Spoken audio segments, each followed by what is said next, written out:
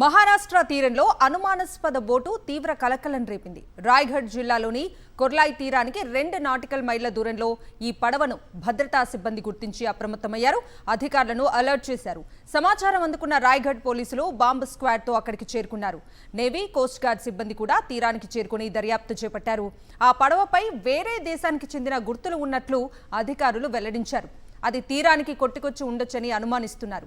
భారీ వర్షం, బలమైన ఈదురు గాలుల కారణంగా పడవ ఉన్న ప్రాంతానికి చేరుకునేందుకు ఆటంకం ఎదురవుతోందని అధికారులు తెలిపారు. ఈ పరిణామాలతో తీర ప్రాంతంతో పాటు రాయ్గఢ్ జిల్లా వ్యాప్తంగా భద్రతను కట్టుదిట్టం చేశారు. ముందు జాగ్రత్త చర్యగా తీరంలో భారీగా పోలీసులను మోహరించారు. 2008 నవంబర్ 26న ముంబైలో భీకర దాడులకు తెగబడిన పాక్ ప్రేరేపిత ఉగ్రవాదులు ఇలాగే బోటులోనే చొరబడ్డారు.